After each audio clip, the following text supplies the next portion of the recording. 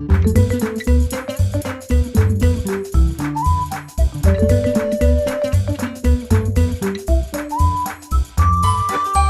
amigos, ¿cómo están? Hey guys, welcome back to the Language Tutor Spanish podcast. I'm Danny Evans, your profesor de español. Well guys, in the last episode I spoke with Ruth Darby from the YouTube channel Spanglish Fantastico about her approach of using Spanglish and eventually ending up in Spanish.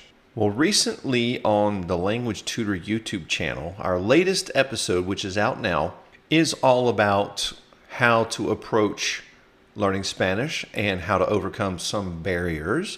And we basically just answered questions that were posed to us on the Language Tutor Spanish Facebook page. Well, I know not everybody has a lot of time to sit down and watch a video on YouTube, so I thought I would put that episode right here on the podcast for those of you that like to listen on the go. So I'm joined in this episode by our friend Robin Bates from the YouTube channel who teaches English for Spanish speakers. And I'm also joined by veteran Spanish teacher Jennifer Carter to get their thoughts and their answers to some of your questions. Let's go to that episode now. So up first, I want to introduce somebody that you probably already know. She is on the Language Tutor YouTube channel as our English for Spanish speakers teacher, Miss Robin Bates. Hola amigos. And Robin brings 20 years of teaching experience. So I'm looking forward to hearing what she has to say. Also, I'm joined by a 26-year veteran Spanish teacher, and I consider her an expert in all things Spanish, grammar, history, culture, you name it. She is a good friend and a great teacher. This is Jennifer Carter. Hola. So thank you to both of you for joining me. I'm really excited to kind of jump into a lot of these deeper topics about just the actual learning process, because a lot of times we get into the grammar and the vocabulary and we don't stop to talk about how to approach learning. So I've got a list of questions that were on the Language Tutor Spanish Facebook page. That's a really small list, Danny. Very small list. Yes. And so I'm going to start. One of our language tutor friends, Mary Keshavji, I'm just going to start very broad and go into more specifics. She says, how to prioritize learning. Jennifer, what are your thoughts? You're just starting Spanish. How do I prioritize what I'm going to learn? I think you need to think about how you're going to be using the language. What is the purpose for you learning? Are you learning just for enjoyment? Are you learning for a job? In which case you would need to really prioritize for that particular skill set. Yeah. Otherwise, I think skills-wise, I would prioritize listening as much as you can listen to music and television shows and reading. I think that's going to be a way to really prioritize, but you're going to do all of that before you're able to speak. It's kind of like a kid learning to speak, right? So you need to focus on the input, and then the output's going to start coming a little bit later. Right. Robin, what are your thoughts on that? I agree with Jennifer on that. If you're learning it for a specific purpose, you're going on a trip, you are going for a job, whatever it is, and if you know it's a very technical job that has a specific vocabulary that you're going to have to learn, you would need to learn that vocabulary first. You would need to learn how to use the verbs that you're going to be in the processes involved in your job. If you're doing it for pleasure because you're going to take a trip and you want to be able to, communicate, then you would need to learn more phrases, common phrases that would be useful while traveling. Right. To me, you've got to start with the input. You got to learn to listen to it and understand it, reading it, and that goes hand in hand with learning vocabulary. Mm-hmm. Once you start learning the meaning of these words, you can start understanding what the input is, and then you can start speaking it after that. To me, another big thing with the prioritizing is just the basic sentence structure. Yeah. If you know how to make a basic sentence, you can, mime your way around vocabulary if necessary. Yep. But if you know what order the words need to go in, or that you know who you're speaking to, how to conjugate a verb for that specific person, it does help. Yeah, I hear that all the time. People say, I just need to know how to form sentences. And, once we get the general structure down, we can really start trying to form those sentences. Yeah. Okay, so one of our friends, Andon Stove, he says the best system, and this is something I think about all the time, best system for learning new vocabulary And I'll go ahead and read the next part. Memorizing things like irregular verbs. Now, I kind of think those are along the same, because if you're trying to remember words, you're trying to remember irregular verbs, what's the best way, though, to start remembering verbs and vocabulary in general? With vocabulary, like just nouns and such, a lot of times I would tell my kids to, especially when I taught English to kids that had just arrived in the country, label everything in the room. We would have labels on every single piece of furniture. Right. You know, I had a bucket of pens that, said pens. You had the pencils that said pencils, the closets, the cabinets, everything. And you start referring to those items with those words to just get that into your everyday usage. With irregular verbs, it's kind of a gray area, let's put it that way. I've always found that if you are trying to conjugate irregular verbs and you mess up, you conjugate them like a regular verb, you're still going to be understood. Yeah. People are going to go, okay, yeah, I get what they're trying to say. And for the most part, most situations that you find yourself in, it's going to be all right if you make mistakes. Oh, I mean, if like you're presenting in front of all of the presidents of the world, you might want to have somebody check it first. Yeah. Other than that, it's okay to make those mistakes. Well, yeah, and that's what I was going to say. That's exactly what I did starting to learn Spanish many, many years ago in high school. We labeled everything in the house with Spanish because my parents were very interested in learning as well. But then to learn the verbs, I made mistakes. I made friends who spoke Spanish, and I would speak Spanish to them and they would speak English to me, and we taught each other. But I would conjugate them incorrectly, but then they would correct me and make me repeat it. So I think it's going to be a matter of just putting the time in and not being afraid to make mistakes. Yeah. So. Hey friends, want to make a podcast? Spotify's got a platform that lets you make one super easily, then distribute it everywhere and even earn money all in one place for free. It's called Spotify for Podcasters, and here's how it works. Spotify for Podcasters lets you record and edit podcasts right from your phone or computer. So no matter what your setup is like, you can start creating today. Then you can distribute your podcast to Spotify and everywhere else podcasts are heard. Video podcasts are also available on Spotify. And when you want to take conversations with your fans to the next level, Q&A and polls are the best way to get them talking. With Spotify for Podcasters, you can earn money in a variety of ways, including ads and podcast subscriptions. And best of all, it's totally free with no catch. Ever since I discovered Spotify for Podcasters, I get to create on a completely new level. I highly recommend you give it a try.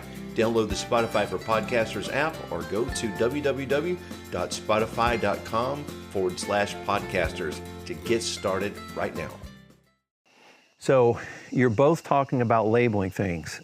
So you've got me curious, and I know some people watching, especially with you, Robin, they know you. I've mentioned you're a native speaker. Yes. But you were born in the United States. Can you quickly tell us your story? Okay. So I was born here in the U.S. My parents are American. My grandparents, we go back to centuries of people from the mountains. But my parents were missionaries. Mm-hmm. So when I was 18 months old, we left the United States and we went to live in Costa Rica for 1 year for my parents to learn Spanish through immersion, which is trial by fire, basically. Yeah. And then after 1 year there, we went to Chile, which is where we were stationed for the rest of my parents' career. And we lived in Chile until I was 15 years old. Okay. So we would come back to the United States every 2 or 3 years for just like a couple of months for summer break, basically, for us, to visit our family, those sorts of things. So I grew up with English in my house, but the rest of my world was in Spanish. Yeah. And my mother likes to say that the very first lie I ever told was in Spanish, because while they were at language school learning Spanish, and my sisters were at school learning as well, I was still, a toddler, and I stayed with a babysitter who only spoke in Spanish. Right.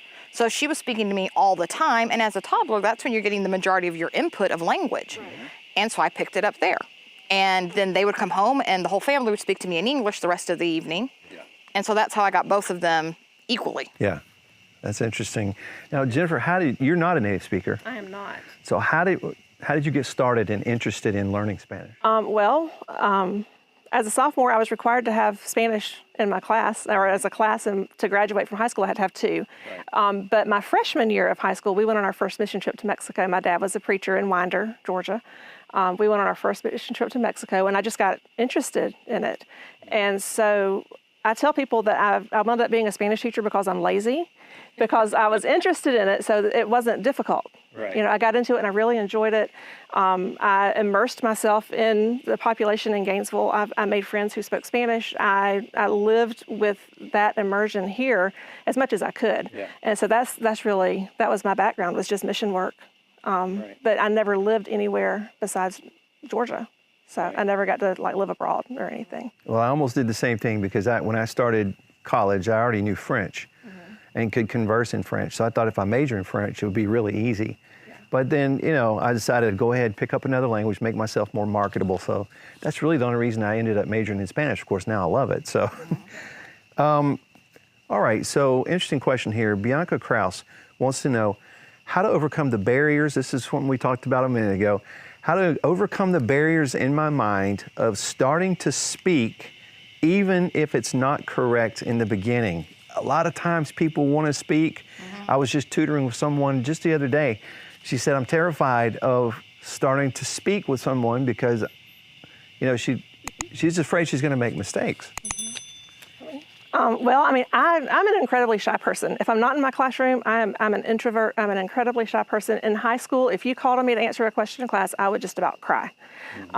But Spanish brought it out. I mean, it brought the extrovert side of me out, and I just jumped in. I think you just have to, if it's in the classroom, I think it's up to the teacher to foster the sense of family and security. But as an adult, it's hard, but you're going to have to just be willing to put yourself out there.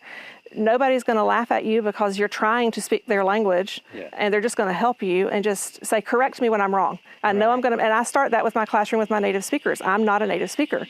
So I tell them, you know more than I do with some of the vocabulary. Correct me if I make a mistake. And I'm going to teach you your grammar. I'm going to teach you your academic Spanish, and we're all going to learn from each other. So you have to look at it as you go through your whole life learning. And if you think you're ever going to get to the point that you're not going to make mistakes, then what's the point? Exactly. So, you know, there's always in teaching, we say you learn more from making mistakes than you do from getting it right. Right. Because you see what you did wrong and how to fix it, and that's how you actually learn how to do it correctly. Right. And it's the same thing with a foreign language. You have got to be willing to attempt. And I have traveled a bunch of different countries in South America, living there, but then I've also traveled to other countries where I did not speak the language. And the fact that I was willing to attempt to communicate tends to make most people go, okay, we're willing to help you. Right. As opposed to, you know, going in with I'm just going to be quiet and maybe, you know, point at things or pass a note. If you actually attempt to communicate, most people tend to go, okay, this person's really trying. Right. We're going to help them out. And you have to make mistakes to learn. Yeah. I mean, you know, think about doing math. Think about driving a car. Right. Okay, that's not the way you park a car. This is how you park the car. Okay, I learned something. And also, I mean, do you speak English without ever making a mistake? I don't. No. I make mistakes in English, so it's just something you have to embrace. Now, Danny, you sent us these questions ahead of time, and I was talking with my mother because she did have to do complete immersion to learn Spanish. Right. Now, my mother, she has an extreme background in that she stuttered as a child. She had a speech impediment, and she worked really, really hard to overcome it. She was a very shy person. She also has dyslexia, which means she has trouble spelling words, writing. And she got thrown into a country where she didn't speak the language. And it was her and my dad and 3 children under the age of 8. And so they had to get us to school, they had to get us to church, they had to buy food, they had to take us to the doctor, all in a foreign language. And my mother was like, it was truly a case of, you know, I've got to take care of my children. I'm going to try my best, even though I'm terrified. And then, you know, she said there were other situations which was a much calmer area, you know, like when she was at church with the women's group. And they were people that she had known for a long time at that point. And there were people that, you know, were her, almost like her little support group. And she felt much freer to make mistakes with them just because she knew that they would correct her, but they would do it in a loving way, in a nice way. There's one lady at our church that used to say she had the gift of interpreting tongues because she could always understand what my mother said. So, yeah. That's great. You know, I want to make 2 quick points about what you're saying. I talked to someone, I was doing online tutoring with someone the other day, and she was on a particular social media page where there were native speakers there who were supposed to be helping them and were getting really toxic, especially with the Americans trying to learn it. This was her view of it anyway. And my recommendation is if you're in that kind of environment trying to speak, leave the environment. Yeah. Yes. Get into a supportive environment and practice where people are going to be supportive. But now, it's interesting, you said people are not going to laugh at you. If there are some mistakes you're going to make, That we will laugh. Yes. they're just going to come out funny. Because they're funny. Right. Like, I ordered a taco with no milk instead of lettuce. I once said that my sofa makes burritos instead of noises. I also used to say particular items of furniture cost a certain number of pains rather than dollars. Yeah. So I did my share, and those are funny mistakes. Laugh with them. My mother, still to this day, cannot say the word union. She calls it nuñon. Okay. And that's just one of those that has consistently, my entire life, that is how she has said that word. And we're like, okay. All right. Another good question, Marwan Resk. Tips on how to speak rapidly or how to understand fast Spanish. Good point. I feel called out. Well, I can say that it depends on who I'm talking to as to how fast I'm speaking. The Chilean here likes to blow and go. Full force, straight ahead. I think music is how I really learned to put my words together, because you have to learn how the sounds all mesh. So you start with slower music. And back when I was doing it, dinosaur days, there was no, let's pull up the lyrics online. It was listen to this over and over and over again and write them down so that I can understand them and learn how to sing them. And then once I could do that, it comes more and more natural as you hear it. You learn how those sounds kind of meld together, and then you start with slow songs. And then to increase the speed, you go to faster and faster songs.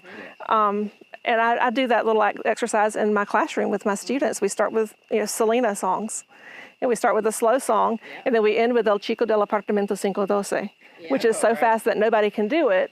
And it's that's the way to do it. Is just use music. I'm a firm believer in music for learning language. Absolutely. When for those of you watching, Jennifer and I went to Mexico many years ago for 10 days or so. Yeah. And that was right after Selena had passed away in 95. And I picked up one of her tapes. It wasn't a CD, tape. I learned an enormous amount of Spanish from Selena. Because she's really easy to understand because she learned Spanish later. So. I also find that it's a really good way to learn slang. Yes. Because depending on where the music's from, which country, you're going to have different words. You're like, wait, I thought that was called such and such. Right. Well, it is by most of the people, but in this country or this specific region. Exactly. Yeah. I said I felt identified because I start off my year with my new students having to say, okay, look, I'm a native speaker from Chile, and we speak like rapid fire. So if I get going too quickly, you've got to raise your hand and say, Miss Bates, you got to slow down. We have no idea what you're saying, even though they understand the same language. Right. So I have to purposely remind myself to slow down. And I think that if you're with someone who's speaking with you and they are getting faster and faster, it is perfectly okay to say, slow down a little. I'm not getting everything. Because especially if you're trying to pick up the conversational skills, that's part of conversational skills. Even in English, sometimes my niece starts speaking so quickly, I'm like, have no idea what the 16-year-old just said.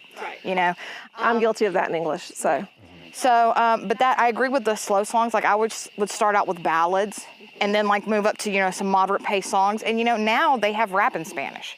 So find yourself a Spanish rapper. Hopefully, you can download the lyrics and you can follow along and practice singing with them. Also, movies and telenovelas from different countries, because those are very different. And watch the subtitles so that you can correlate what you're hearing and seeing. But watch the subtitles in Spanish. Don't put the subtitles in English. Yeah. Exactly. And the thing is, if you're watching a Mexican soap opera, that's going to be very different from a Colombian soap opera, from a Chilean soap opera, from something from Spain. Because each country, it's going to be different with the dialect and with the cadence. They say that in Chile we kind of sing our Spanish, es cantadito. And so, it is. We've got a specific rhythm to the way we say the words that is completely different to, the surrounding countries in South America. It's interesting, a while ago you mentioned the different words used in different dialects.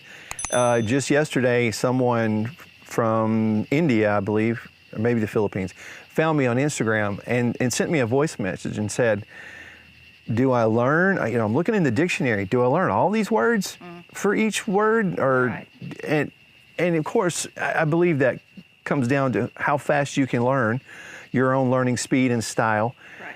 But you're going to have to expect that you got to start with one word and then you have to build upon it. I remember speaking in a church in Guatemala, and we go out to the eastern side of the country, and I'm speaking and I use the word regalo. And afterwards, someone came up and said, we don't use the word regalo, it's don. Yeah. You were speaking of a gift from God versus a present, like given at Christmas. Yeah. And I even said, Dios I was referring to. So, they said it's don. I said, all right, right on. That, this is another one of those things you have to learn. Wherever you go, you're gonna have to adjust to the dialect. So don't let that be an intimidating thing to you. And if he is using the dictionary, a lot of the dictionaries will have like the most common word listed, and then the others they'll have in parentheses like the region or the country. Like it'll say MEX because it's used in Mexico or Central America. Right. Online, I really like word reference because it is so easy to see. This is the generic, and then these are all the different countries, and this is how you use it. I mean, just the word pen. Yes. There's like 20 different names for a pen. Yes. There's like bolígrafo, but then there's pluma. In Chile, we call it a lápiz pasta, literally a pencil that uses ink. Yeah. So. Yeah. All right. We hit on this a little bit a while ago, but how to stop translating in your head.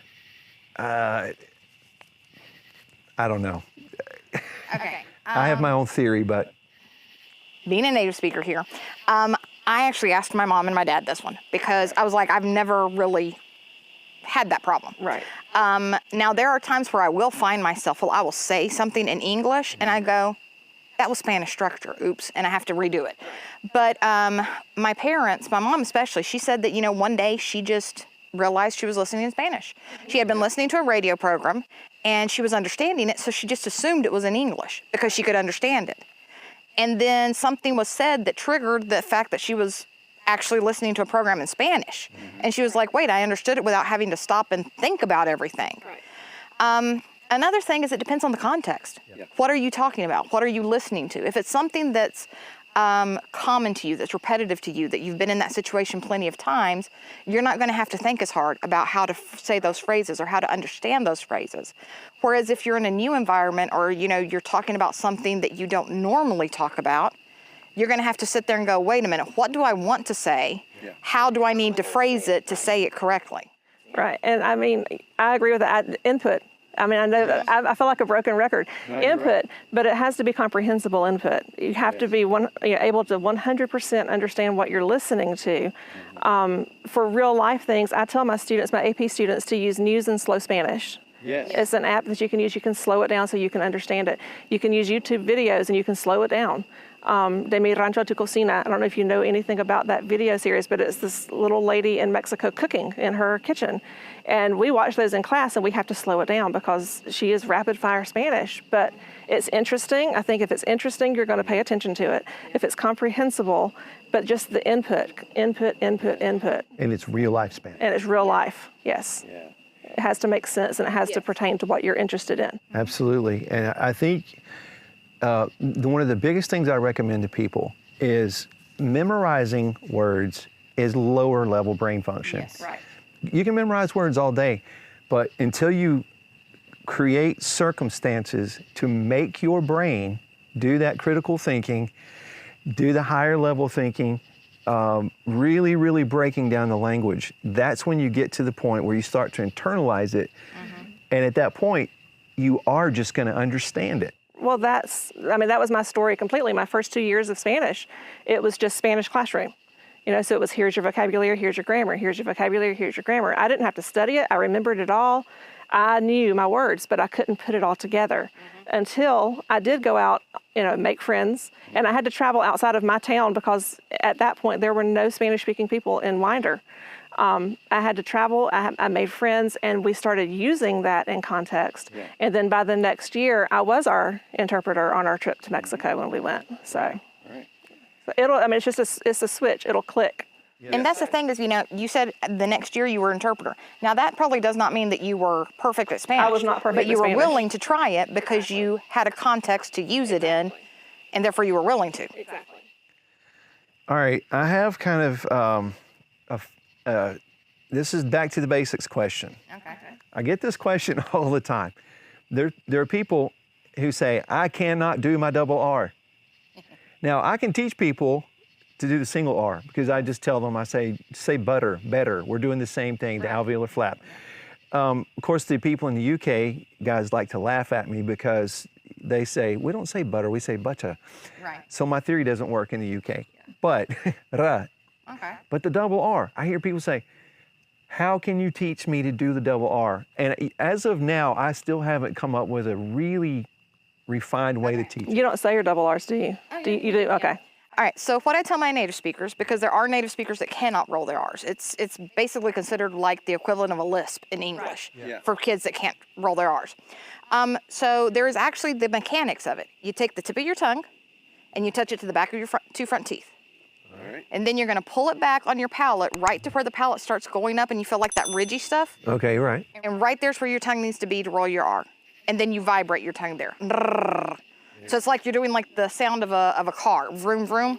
And so it's right there on that little part of the palate is where the tip of the tongue needs to be. And that's where it needs to hit to roll it. Interesting. Now you have it. Okay, if you're watching, you can't do your double R's. Start practicing it right now. Okay. Interesting. Yeah, I would love to be able to explain the mechanics, but I think that's about as close as we can come. So, all right, interesting question here. The grammar structure of using se followed by third-person preterite verb. Dang, what does the example say right there? So like se me olvidó. Yes. Se le cayó. Se le cayó. Se le quitó. Yeah. Okay. Examples like that. We can explain the technical grammar structures and all that. How do you guys approach helping a non-native speaker understand these concepts?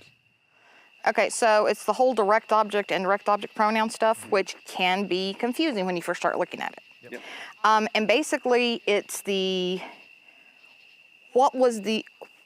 received the actual action of the verb. So like threw the ball. The ball is what was actually thrown. Right.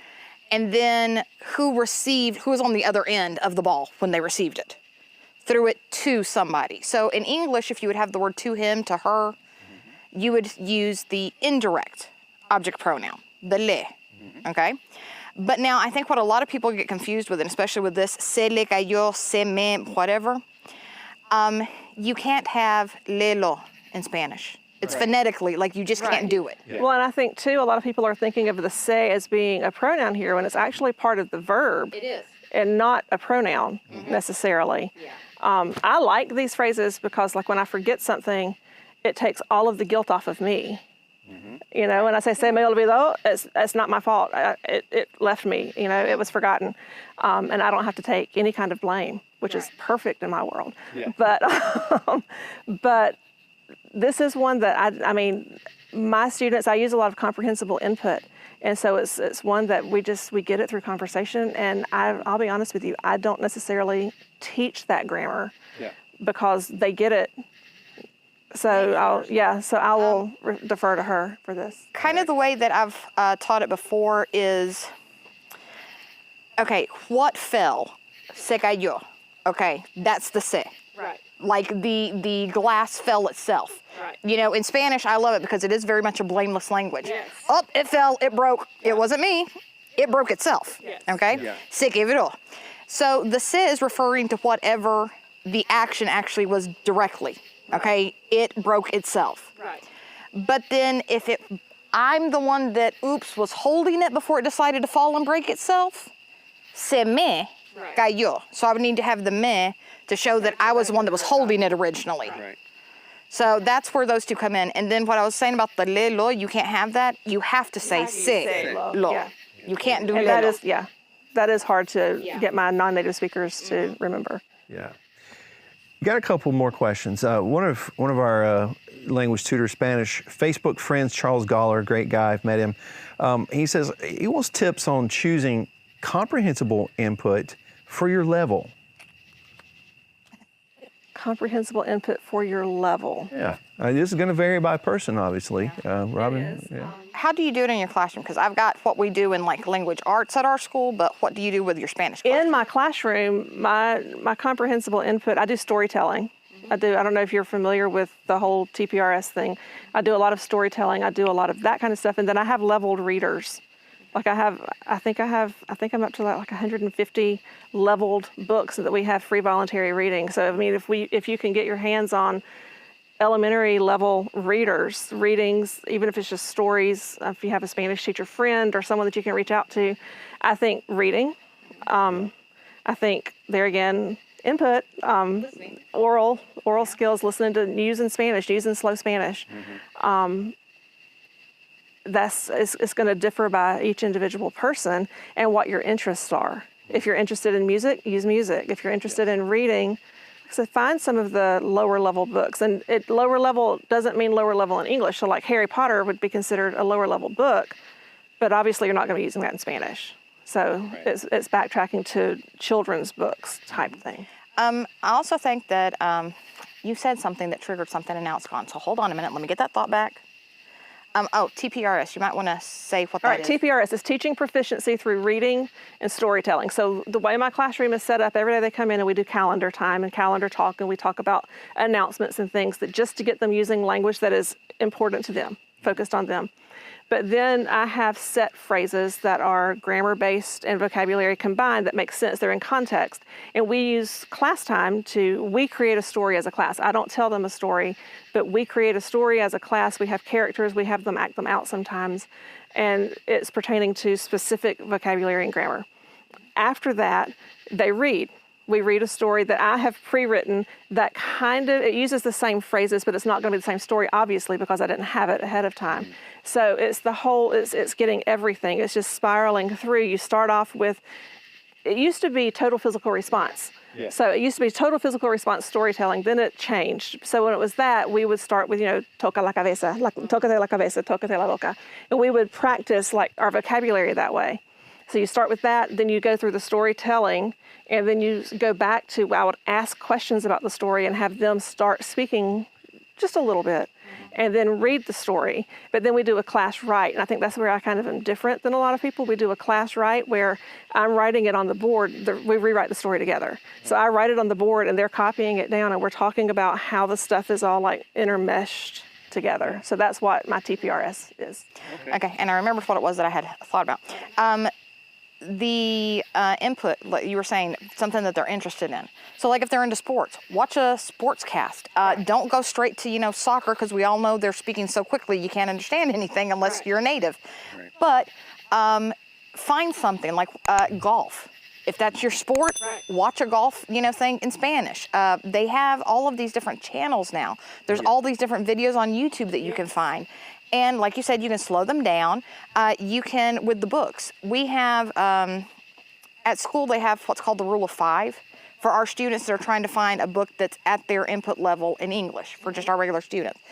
And I don't have all the details on the rule of 5, exactly what it is, but basically you take one page. And I think that one of it is that if within that first page there's more than 5 words that you totally have no idea what they are, it's too high. You need to go to, the next one down. And you can find very simple, like language books that are about things that grown-ups are interested in, right, that older learners are interested in. Right. It doesn't have to be, reading Dr. Seuss in Spanish, right, which is not easy, by the way. No. That's not something that's considered simple. But it doesn't have to be, like reading a Cinderella in Spanish. Right. It can if that's what you want. But it could be that you find, a manual on, how to build a fire.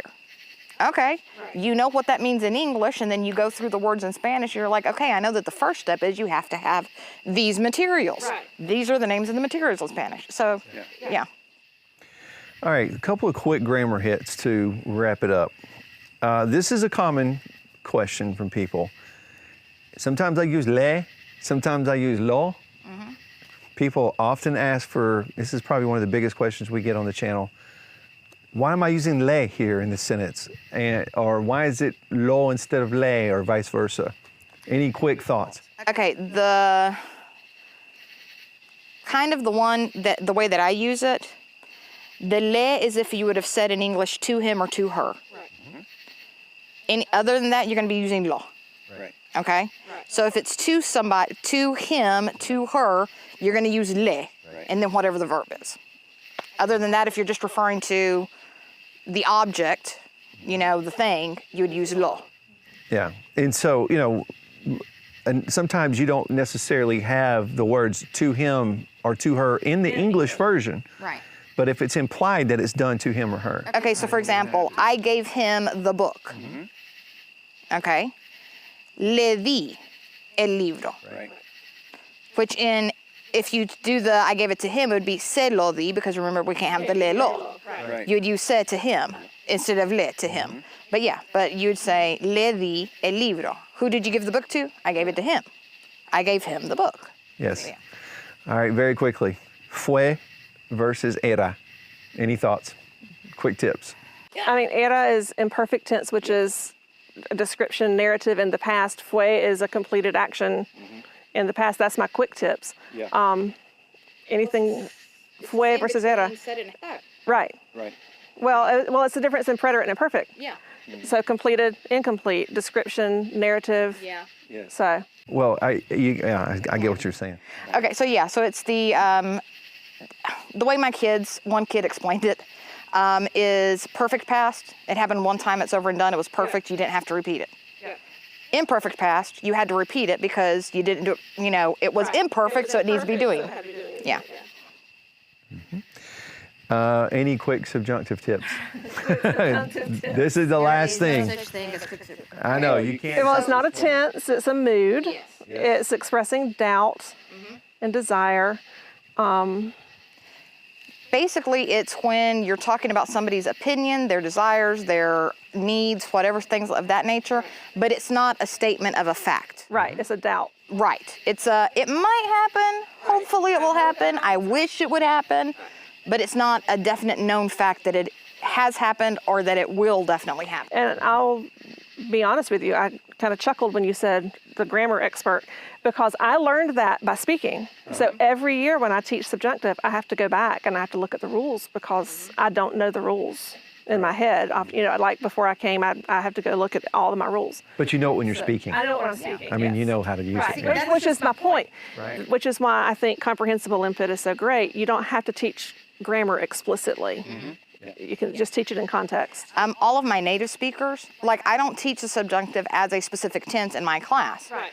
Because my native speakers, they're like, that's just how you say it, Miss Bates. Right. And I'm like, yes, but do you know why you say it that way? Right.